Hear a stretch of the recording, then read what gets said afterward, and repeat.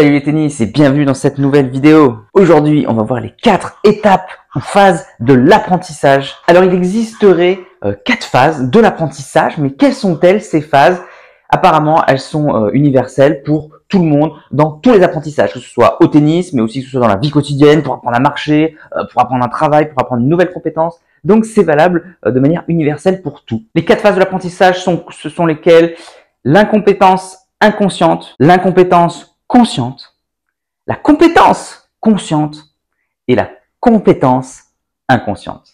Et on commence sans plus attendre avec la première, c'est l'incompétence inconsciente. La phrase qui résume, c'est « je ne sais pas que je ne sais pas ». En gros, c'est quoi? Ça veut dire que vous êtes incompétent, mais vous vous rendez pas compte, vous le savez pas. Donc comment ça se traduit? Par exemple au tennis, c'est un jeune joueur qui apprend le tennis et qui sait pas qu'il lui manque la technique, qu'il lui manque la tactique. Lui, il s'en fout. Tout ce qu'il veut, c'est jouer et se faire plaisir. Alors il y a moi je trouve qu'il y a deux visions un peu de cette phase. Il y a la phase un peu positive, c'est-à-dire c'est l'âme du débutant. Et oui, on prend plaisir à ce qu'on fait, on ne réfléchit à rien, on est content. En vrai, on est incompétent, mais vu qu'on le sait pas, on a l'impression d'être fort, on a confiance en nous, on a une confiance inébranlable en nous. Donc plaisir, confiance, voilà, on est dans l'action, on réfléchit pas et c'est génial. C'est évidemment souvent ce qui se passe. Donc au début, quand on commence une activité, la deuxième vision un peu plus négative de cette phase, c'est un peu le retour de bâton, c'est que du coup la personne est débutante et elle croit tout savoir. C'est je sais tout. Alors au tennis c'est un peu plus compliqué parce que quand on est non classé, on a du mal à dire à un joueur pro ce qu'il devrait faire. Mais dans toutes les activités, il y a ce petit passage où on a un peu la grosse tête alors qu'on débute. C'est partout pareil, c'est comme le métier de prof de tennis. Il y a plein de profs qui arrivent, qui sont débutants, qui n'ont jamais donné de cours et tout, mais qui savent tout, qui te disent « Ah ouais, mais moi c'est facile, hein, je vais donner tel conseil, c'est facile le métier de prof de tennis, nanani, nanana », et puis ils te donnent des conseils, ah, tu devrais faire ci, tu devrais faire ça, tu as 10 ans, 15 ans d'expérience, tu as passé une formation de 1 an, le mec ne sait rien, mais il t'explique la vie.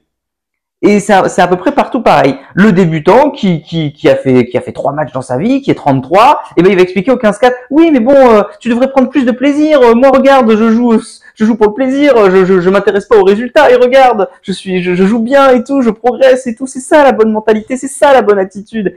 Et donc il t'explique un peu la vie. Donc voilà, ça c'est un peu le retour de bâton de cette première phase. Il y a le côté positif, on est super content, on est enthousiaste, on est positif, etc. Et puis de temps en temps, on a un peu la grosse tête, on croit tout savoir, alors qu'en fait, on ne sait rien. Alors moi, j'aime donner une métaphore.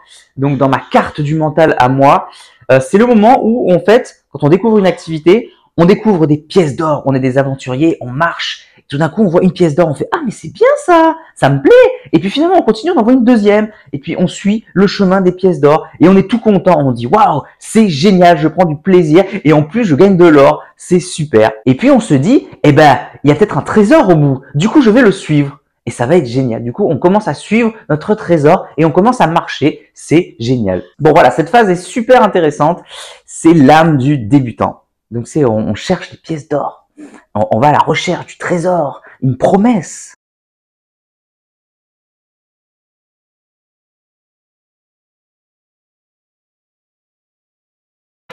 Si tu es encore là, c'est que soit tu es très motivé, et dans ce cas-là, je te félicite, soit que tu aimes ce que je fais. Dans tous les cas, s'il te plaît, laisse un commentaire pour donner ton opinion et soutiens mon travail, soit en partageant les vidéos, c'est important pour l'algorithme, soit en allant sur Tipeee. Tu peux aller encore plus loin en t'abonnant à ma newsletter où je te donnerai plein de conseils. Rien de plus facile, clique sur le lien dans la description. À bientôt.